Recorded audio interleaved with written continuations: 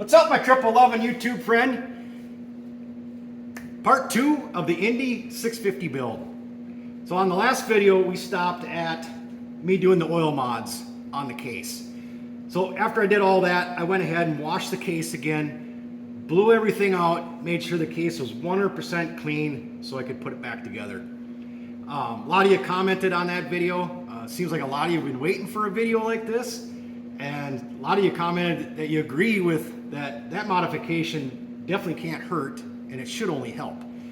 Time will tell, I guess, but appreciate all the comments. I love reading the comments. I comment back probably 99.5% of the time. If I see the comment, I definitely will comment. Sometimes I miss them. Sometimes they just mysteriously show up and I don't find them. So if I missed your comment, I'm sorry. Eventually I will find it, I believe. I think I do most of the time. So that's why I say I comment 99.5% of the time. So this is actually take 2 of this video because I actually went to go put this together. I was doing a video putting it together and I ran into a major snag. And I had to actually stop the video because I was completely stumped what was going on. And I, like anybody that has used parts, try to use whatever I can out of my used part stash. And I have an engine, or a room full of Indy 650 engines. And like I said, when I originally started on Trenton and I's engines, I tore apart 5 trying to find just a crankshaft and kept coming up with bad PTO bearings. So I found a crankshaft and I'm like, okay, well, I'll just put a PTO bearing on it and put one on. And when I started the video, I was putting the crankshaft in it and I couldn't get it to fit in the case.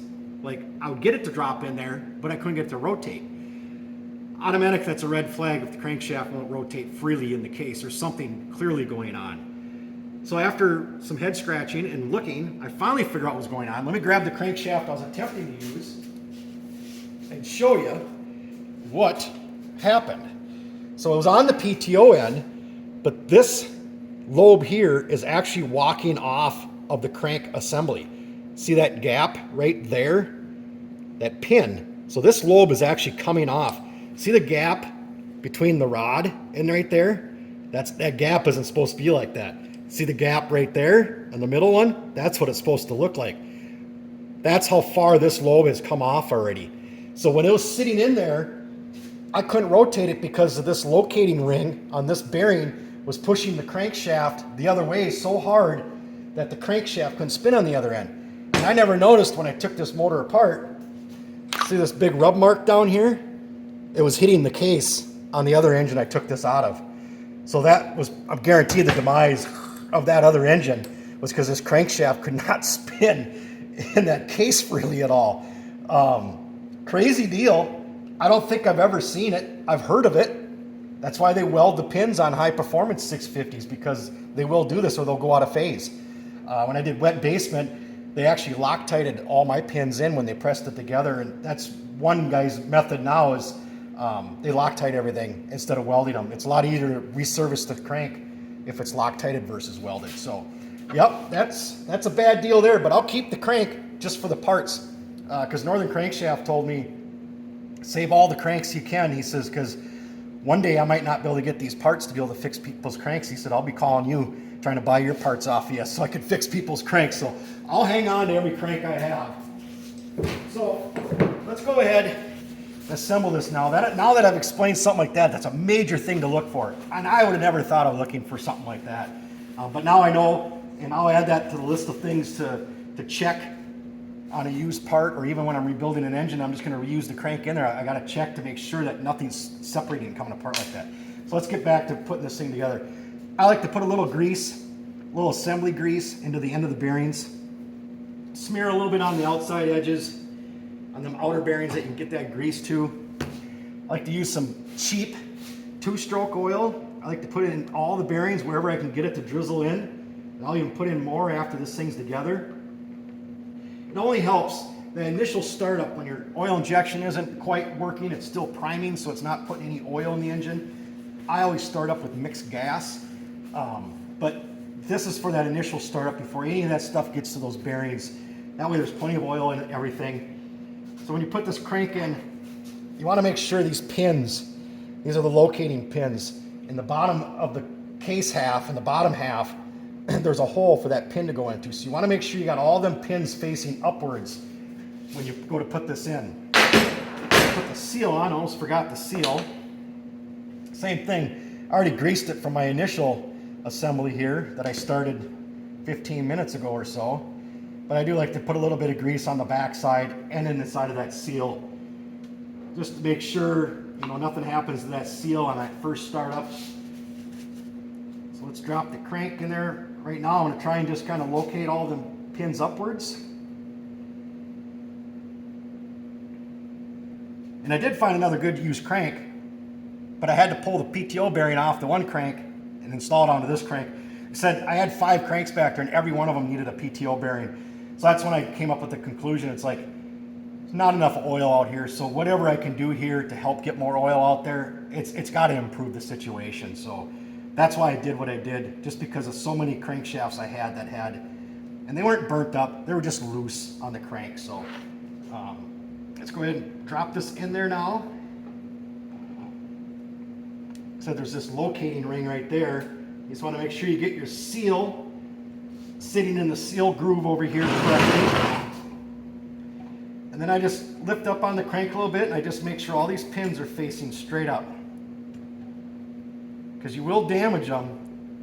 I mean, the hole that it goes into is pretty big. There's a pretty good tolerance there, but you can damage them pins, especially when you're assembling. If you decide to get a hammer involved to get the case half down, you will damage them. They'll go together, but you're going to damage those pins. So I think I got them all straight. Tight bond. I already did the case half. Like I said, this is take 2. I was this far of actually putting the case half on, but that's a lot of engines to put together to get your tube of tight bond down to looking like your toothpaste tube in your bathroom. I've had this tube for probably 3 years. Put a lot of engines together. That's what it looks like after 3 years. So I got it all put on with tight bond, or not tight bond, 3 bond. God, I always call it tight bond. It's 3 bond. But the machine surfaces are so true that you don't need to put a ton on there. You don't want it running in everywhere. So go ahead and we'll install this. I work with a product at work called Tight Bond, and that's where I come up with this tight bond all the time. It's not 3 bond, or it's 3 bond. So see how it went down on there? I didn't have to pound it and have to pat it down. It went down. That means all them locating pins right in those holes, right where they're supposed to be. So that makes me very happy when it does that. That's a good sign. This engine, this thing hasn't been ridden or anything since 2000. It had an issue go on with the fuel injection, so it had been pulled apart in 2000 and put into a barn and left for dead. And the crank case got full of water because there was no throttle bodies on it. But all the hardware on this thing, I mean, look at the hardware that came out of this engine, and I mean, look at the oil pump even. Look at all the zinc plating on everything, looks like new still. All the hardware on the sled looks like new still. This sled never seen salt. If you're ever buying a used sled, just look for things like that. You see everything's all rusted to shit, it means it's been in the salt all the time. It means it's been trailered down the road, no cover, been soaked with salt, ridden, put back on the trailer, brought back home, soaked with salt, left in the garage, or everything to absorb all that salt in. You buy them 20 years later after people did that, they absolutely suck to work on. I do it. I do it all the time. I'm working on that kind of stuff, but it is a pure joy to find hardware like this. So I'm gonna drop all these bolts in, we'll get them snugged down, we'll come back and torque them. All right, I saved the 4 10mm bolts for last, just so I could show you there's a slight difference on one of them here. One of them, see, it's just a freckle shorter. So that one goes right here. See on the case how that side's a little bit shorter? Just so you pay attention. I mean, because they all drop in the right holes. I mean, they all drop wherever. But just so you take note that there is one a little bit shorter, and it goes into this shorter spot right here. So let me just snug these down. We'll go through torquing them.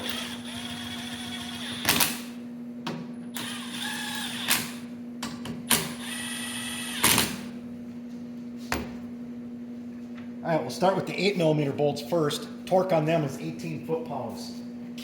Torque on the 10mm bolts can be 25 foot-pounds. You want to pause the video so you can get a good look at that. That's the torque sequence right here on the 3-cylinder right there. If that helps you guys all. Take a screenshot of that or whatever you got to do, but there's your torque sequence right there. Like I said, we're going to do all the small ones, all the 8 millimeters first. Those are going to be 18 foot-pounds of torque. 10 millimeters or 25 foot-pounds of torque. Let me find my torque wrench. I lost it.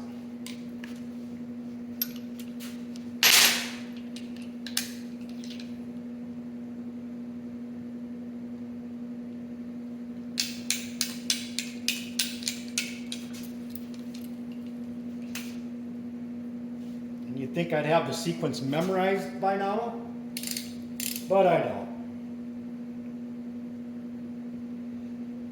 So I gotta come in from this end. 5. 1, 2, 3, 4, 5. It's right here. This is where we're gonna start.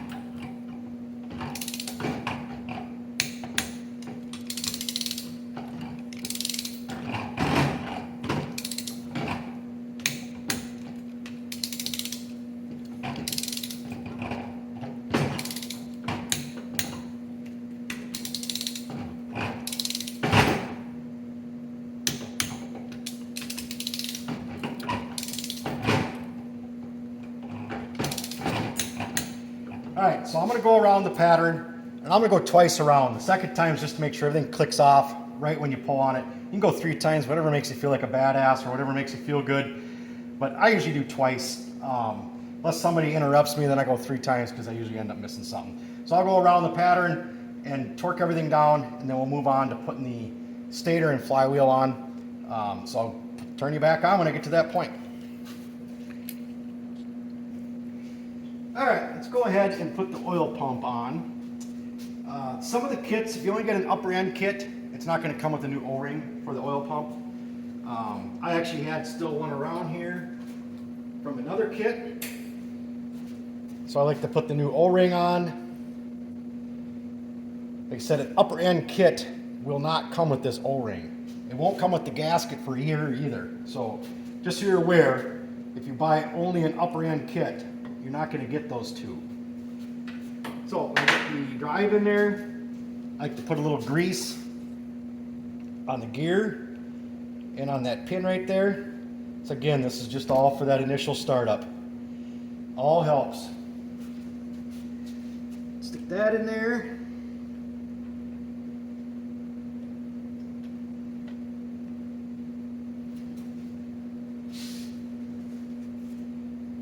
Then there's this little guy. That goes in next. And then your oil pump has this keyway right there. You just got to key it into the drive. The reason I'm doing this before I put the engine straps on, it's easier to get this to line up because you can kind of look back there and see where it's got to go to line it up. Look at the screws that came out of it. They look like brand new still.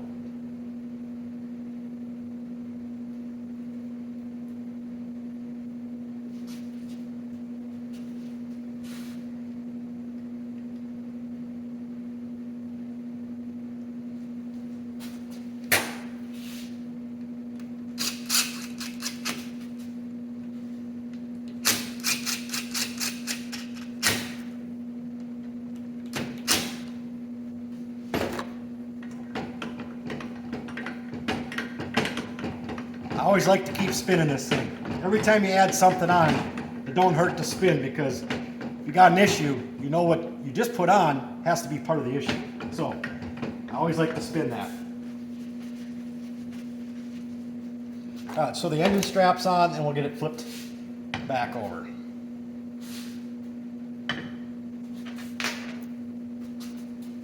These are the bolts that came out of it.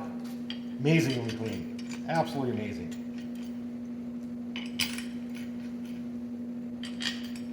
I always say, I always try and find the biggest piece of shit sled I can to buy, because I know I'm going to want to build the engine, so I want the sled to be a big pile of crap. That way I got to replace everything. But this one's really been nice that all the hardware has been so clean and nice on it. It's kind of nice for a change. I will admit it's been very, very nice to have nice hardware right out of the go. All right, let me get a socket for that. I don't think I have one out yet, so let me grab one.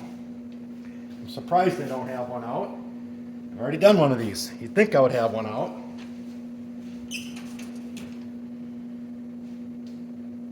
Well, it's out somewhere. Not in the toolbox. Oh, where could that socket possibly be? Man, I tell you. Well, let me go on a socket search. That's 10 minutes of my life I'll never get back. I don't know how a socket can go so far across the shop without anybody touching it. I don't get it.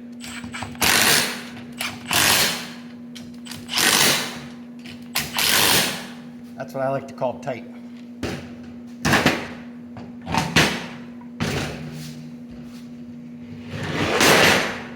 Alright, the next thing we're going to do is, being we're dealing with the crankshaft, once again, I'm going to add some extra oil. Now I'm going to add it down them holes, them oiling holes that I chamfered out a little bit.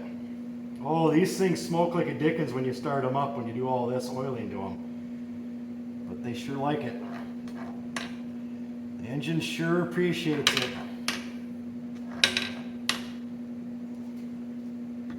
All right, now stators. This 91 on the stator only has one timing mark. One. It's right here. There's the timing mark. That lines up with the seam of the case. Right there. Lines up with the seam of the case right there. Now Trenton's on a 93, it had multiple marks. It had this mark, and then I had a couple retarded and a couple advanced. Different years, different stators, I guess. That's all I can say.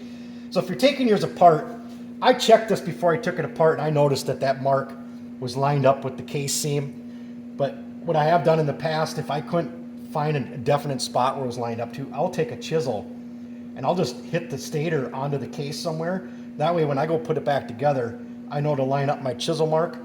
You can use the screw marks too. I mean, if you're really good, you can get that lined up perfectly so the washer hits the same spot again. It'll get you close, it'll get you in the ballpark, but that little chisel mark onto the case, I've done that a lot in the past, but like I said, I made note of when I took this apart that that mark was lining up with the case half. So I'll go ahead and I'll get this in there, and then we'll get that snugged down and get the flywheel going.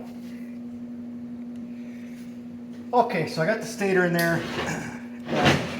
This rubber grommet thing right here could just be a frickin', just a doozy of a son of a gun to get in there. But my favorite tool has always been this radiator hose tool. I bought this thing, honestly, 30 years ago, and I modified the end to make it work even better. And this has always been my go-to tool for about anything that needs to be hooked and pulled out. This thing, I love it. Works great on radiator hoses, works good on window seals, works good on doing a seal like this. This thing, I mean, look how shiny it is because I use it all the time. I love that thing. Ever since I modified it, it works way better. Like typically most things, I guess. So let's go ahead and put this other seal, the end plate on here. So I got a new seal right here, installed in the end plate. I don't know what else to call it. I just call it an end plate. Let me get my trusty socket seal installer here. I know they sell seal installers, but I've been whacking on my own sockets for years to drive seals in, so I might as well keep doing it that way. It seems to be working. Let's try to get it started in here a little bit. A little bit of a caveman once in a while when it comes to assembly.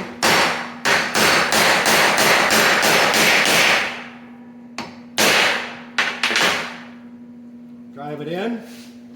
Once again, like to put a little grease on that seal. Is it necessary? Don't know. Is it going to hurt? I don't think so. Done it to all my engines. Very long time it's been working. So I'm just going to keep doing it. So if you don't have a bottom or a complete engine rebuild gasket set, I had this left over from another gasket set, so I'm going to use it. Don't know why I had one left over, but I'll use it in this application here for this end. But you could use your 3-bond on this plate too to put it on, but I would personally prefer to use a gasket. So just install this on there. Get the 4 screws in there. I had them set out here somewhere. I have a pile of my bolts and all my hardware back here, but each stage of my engine build, I always do this, whether if I'm doing it for the camera or not, but I always set all the bolts I'm going to use for that stage right near me so that I don't miss something. I can look over and say, oh, there's a bolt still laying there. Even though I got a big pile still laying over there, but I sort out every one I need for each stage of the build. Something that helps me at least so I don't miss putting a bolt in. Because I'm good at missing stuff.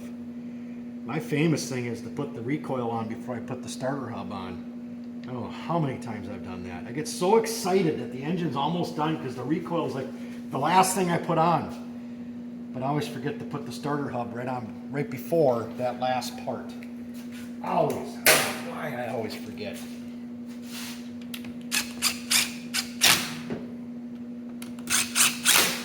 I'm sure there's a torque on these. I didn't really find it, so, and I looked.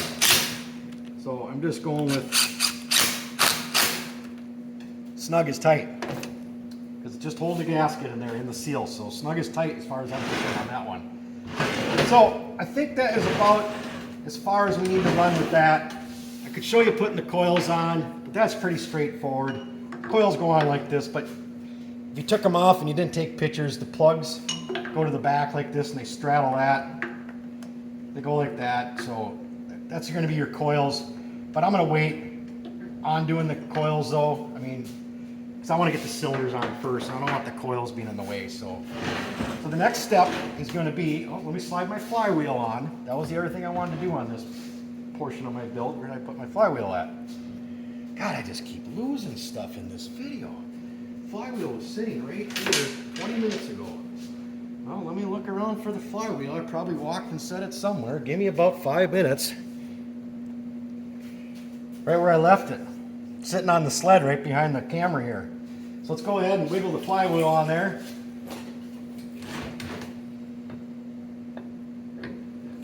I don't know how it was in the last place I set it.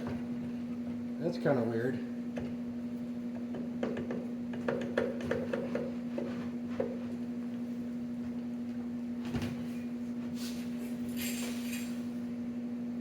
And the nut and the washer.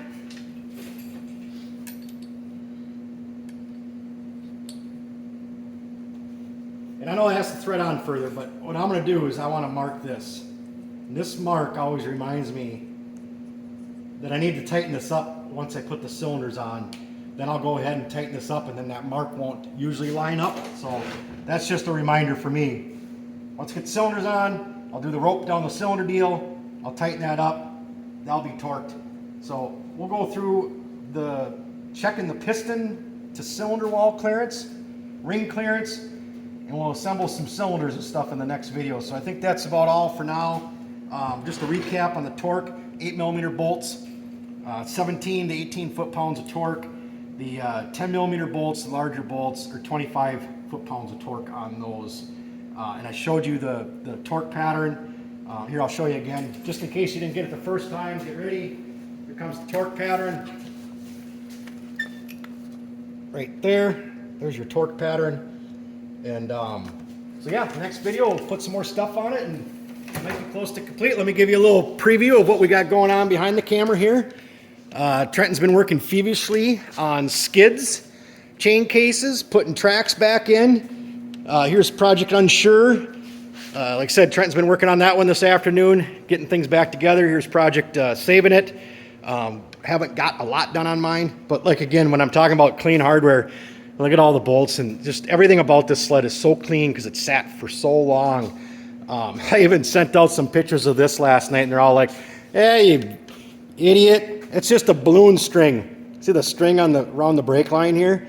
That's from 2000 when this sled was in the shop being serviced, when they determined that there was something wrong with it, and the customer didn't want to pay what they wanted to fix it, so he went and picked it up still in pieces. So I just get a kick out of that string still hanging around that brake line there from where the service tag was hanging on the brake there. So that's all I got for now. Oh, look at Trenton's got some exhaust painted up over there. We wire wheeled them and just did some high temp paint on them. We're honestly really trying to build these things on a pretty tight budget. That's why I'm using used parts, and we're not blowing these things apart and redoing everything. They're going back together as is, and we're trying to keep them as close to as original as we can. But the only place we really stepped it up a little bit is we're upgrading the Fox shocks, upgrading the handlebars, because I just despise these mid-90s, early 90s handlebars. So I always like to put my motocross bars on them. I think they ride and fit better. And then, yeah, we're kind of upping it in the engines, and we'll talk about that in the next video, what we went ahead and did for in the engines. So thanks for watching, everybody. Love, love, love the comments. Keep them coming, everybody. Tell me what you think of this, and we'll do some more videos of this weekend of progress on the sleds. Thanks a lot, guys.